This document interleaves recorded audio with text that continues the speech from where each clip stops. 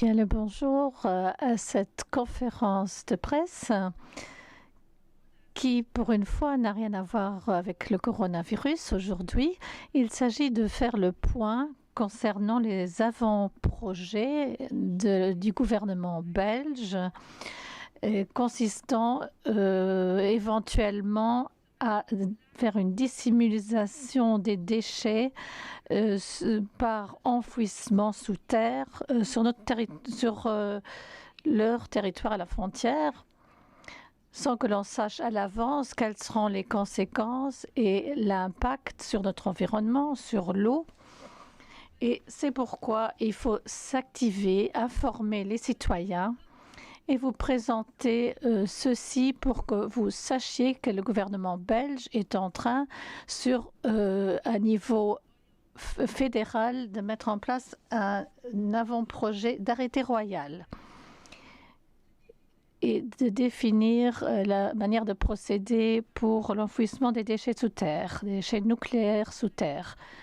Donc ici, le déclencheur, c'est une soumission d'une consultation publique transfrontalière et chaque citoyen, que ce soit du Luxembourg et de la Belgique, a le temps jusqu'au 13 juin de cette année pour réagir à ces plans, ces avant-projets du gouvernement belge.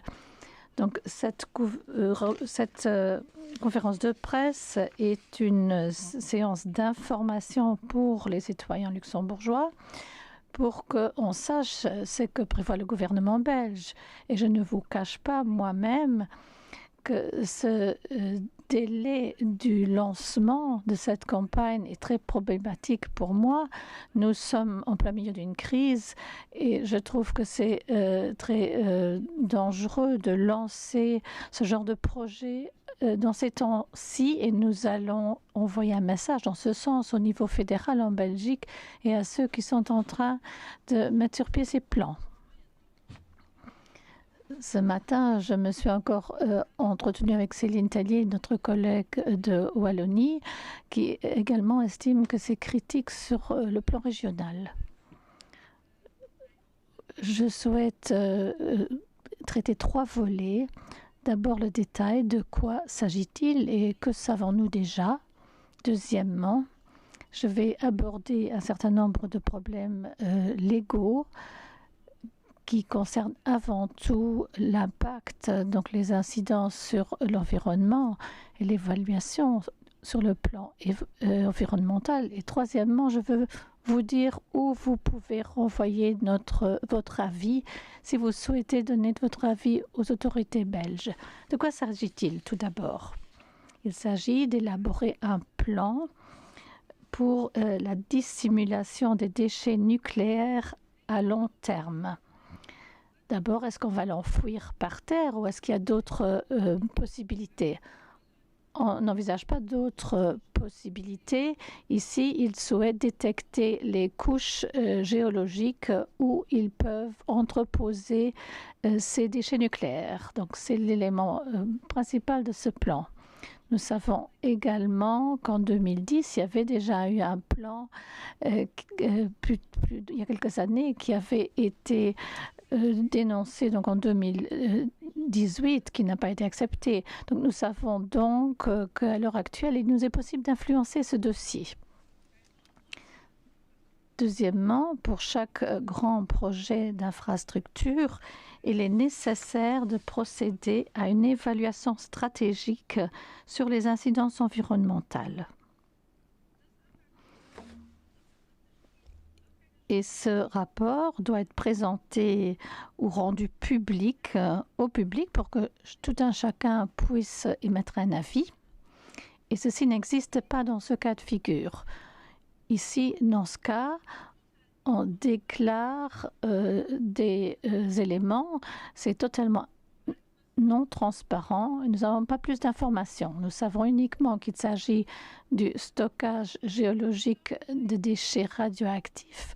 Le plan prévoit 7 endroits qui sont dans la région transfrontalière avec Luxembourg, où les couches géologiques pénètrent jusque dans notre pays. Donc ça nous pose des soucis pour notre eau potable, puisque si vous avez une couche de pierre, de sable qui existe également dans notre pays, alors nous aurons un problème pendant des centaines d'années pour nous approvisionner en eau potable. C'est pour ça qu'il est tellement important d'analyser ceci.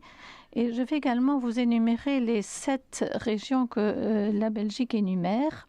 C'est d'abord Namur, puis Dinan, le plateau de Herve, mais c'est à 5 km de la frontière, la Gaume, le synclinal de Neuchâtel, c'est celui qui pénètre au Grand-Duché de Luxembourg. Nous avons aussi les massifs de Rocroi et de Stavelot. J'ai amené une carte puisque en tant que ministère de l'Environnement, nous avons jeté un coup d'œil dessus. Nous avons trouvé seulement des couches géologiques et nous avons vraiment dessiné ici de quoi il s'agit. Donc vous trouverez cette carte sur notre site internet, puisque nous voulons que vous connaissiez tous ces régions qui sont concernées à Luxembourg. Au Luxembourg et qui auraient, donc suivant cet avant-projet, un endroit d'enfouissement de déchets radioactifs non loin de la frontière. Donc à ce point-ci, ce n'est pas encore définitif sur le plan belge. Ils disent on va voir, on ne sait pas encore exactement, mais moi je souhaite que les citoyens luxembourgeois soient informés. Vous trouverez donc ceci sur notre site internet à côté des documents officiels du gouvernement belge. Ici, je vous explique, c'est la Gaume, ici tout à fait à côté de la frontière luxembourgeoise. Le synclinal de Neuchâtel est au-dessus. Voici le massif de Stavelot un peu plus haut. Donc si vous avez le Grand-Duché, c'est vraiment au pas de notre porte. C'est la raison pour laquelle ce dossier nous intéresse beaucoup. Les problèmes dans ce rapport avec l'évaluation sur les incidences environnementales, c'est le deuxième volet.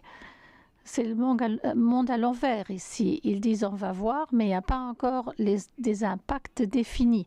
Donc nous estimons qu'il y a une série d'incohérences ici. Nous ne sommes pas les seuls à le dire. Ça ressort des conversations que j'ai eues ces derniers jours. Tout d'abord, il y a la constatation que le rapport ne considère pas les risques transfrontaliers de cet entreposage. Maintenant, le rapport prétend que c'est prématuré, qu'on ne peut pas encore tout dire à ce stade-ci. Ceci, du point de vue luxembourgeois, ce n'est pas défendable. Donc c'est maintenant qu'il faut poser les jalons afin d'obtenir plus de données. Deuxièmement, cette approche de définir maintenant déjà des zones concrètes, voilà qui est en conflit direct avec la convention ESPO et avec la directive européenne sur les incidences environnement. Donc cette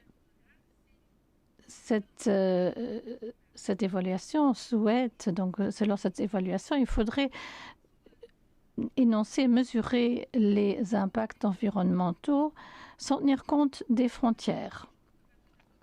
Ici, il faut d'abord voir quels sont les impacts et puis il faut prendre des décisions. C'est pour ça que je trouve qu'il n'est pas responsable du tout et même inacceptable qu'un tel avant-projet puisse être arrêté. Donc c'est un projet qui ne nous permet pas de savoir quelles seront les incidences environnementales à long terme sur l'eau, sur notre pays et surtout sur l'humain. Et c'est pour ça que je prie l'État, la nation, et j'ai demandé qu'on m'écrive des avis. Donc on va donc écrire un avis critique et insister sur tous les points que je viens de mentionner. D'abord le procédé, puis les incohérences légales et le manque de transparence qui existe ici. Ce n'est pas une approche telle que nous la souhaitons entre voisins. il est tout aussi important pour moi d'informer la population pour que les citoyens, les ONG, également les contacts régionaux, les bourgmestres, les syndicats, etc., puissent donner leur avis et nous le faire parvenir à temps. Ces consultations publiques, quand elles sont faites, il est important de rentrer son avis à temps pour qu'il puisse être considéré. C'est un stade très très tôt, mais je trouve que c'est important de donner un avis critique. C'est pour ça que demain, il y aura des annonces dans les journaux en vue de cette consultation publique transfrontalière pour la faire connaître de plus sur notre site internet sur umwelt.lu. Vous trouverez les cartes et les informations à ce sujet. Et encore, la date butoir, je vous le rappelle, c'est bien le 13 juin 2020. Tout le monde peut donc s'engager et mettre son avis. J'espère qu'on pourra se mobiliser tous pour donner vraiment un impact et faire tout ce qu'on peut pour réagir à cette possibilité de construire ce plan de mettre sur pied ce plan d'enfouissement des déchets. Donc j'ai parlé avec mes collègues et nous allons défendre un point de vue critique. Voilà la fin de mes points. Je vous souhaite à tous de rester en bonne santé. Comptez sur nous. On va s'engager dans ce dossier et je vous remercie de m'avoir écouté. À vous maintenant de poser les questions.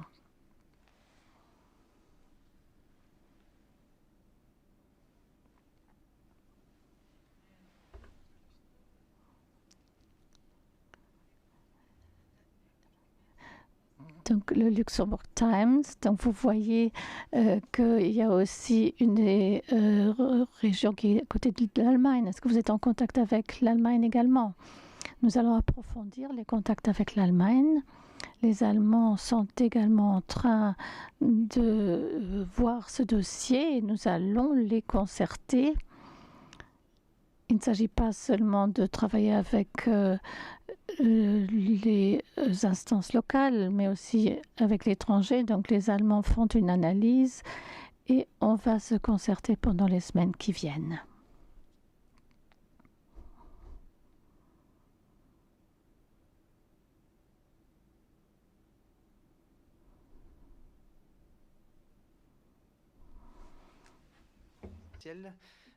Kann ich auf Französisch freuen? Du coup, quels sont les retours que vous avez eus pour l'instant exactement des autorités belges? Est-ce que les discussions étaient tendues ou est-ce que se disent on est seulement en train de voir, on verra ce qu'on fera plus tard?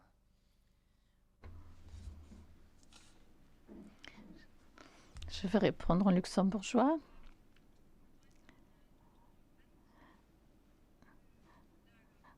Donc, ce site de stockage à long terme est un plan qui a été mis en œuvre par les instances fédérales. Je n'avais pas encore de discussion avec la ministre fédérale, mais j'ai déjà discuté avec les deux ministres concernés en Wallonie. Vous savez, ceci s'étend sur toute la Belgique. Il y a aussi d'autres endroits au-dessus de Bruxelles qui ont été définis, mais ceux que j'ai énumérés ici, c'est ceux qui me concernent, qui nous concernent ici. Et c'est pour ça qu'il nous a paru important de contacter d'abord les autorités wallonnes pour savoir quel était leur avis, s'ils avaient des connaissances et s'ils avaient été impliqués dans ces plans. Ils n'ont pas été impliqués et ils sont également en train de préparer leur position. Et je peux dire, on a eu une discussion très productive ensemble avec le ministre du Climat et de l'Énergie et également avec la ministre de l'Environnement de Wallonie. Ils critiquent bien entendu certaines choses, mais ils vont arrêter leur position au cours de leur conseil gouvernemental. Et nous avons une discussion très constructive.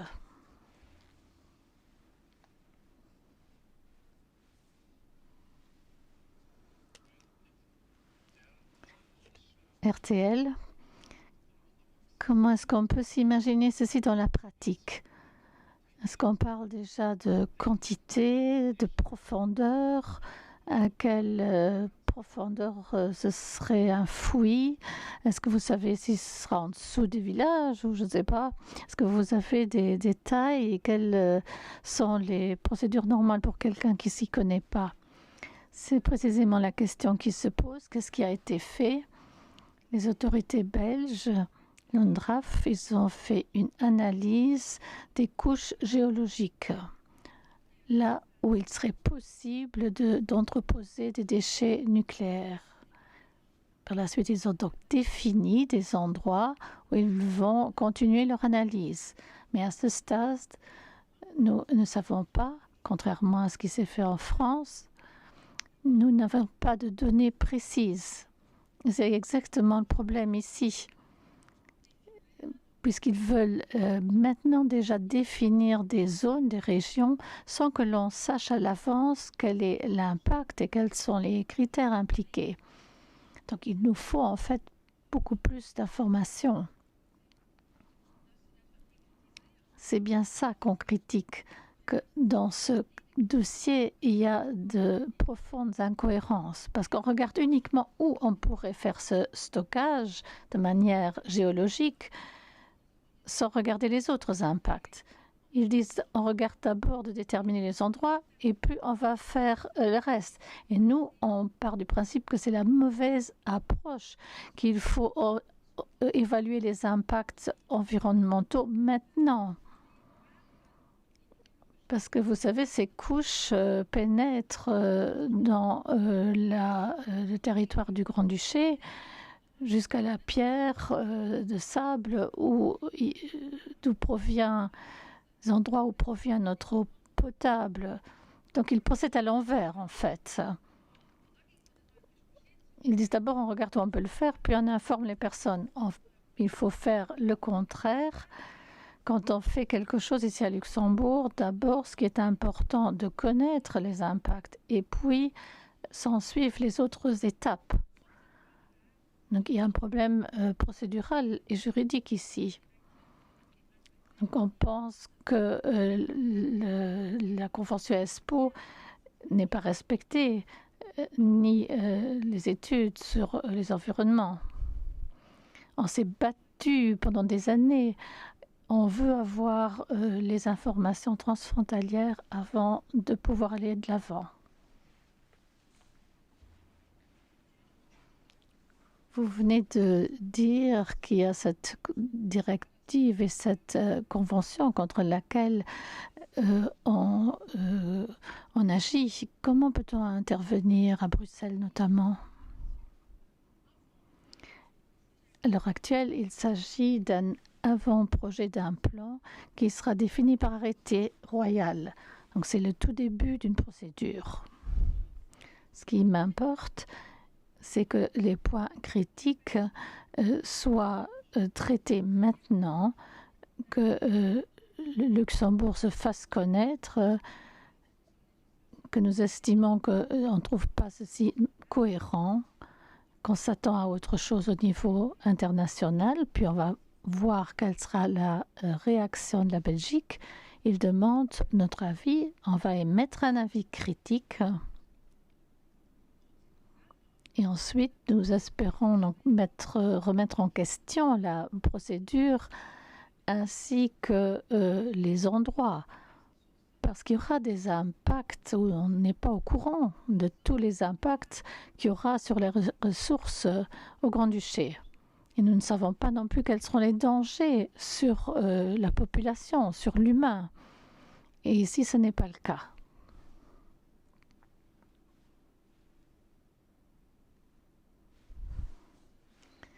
Je vous remercie.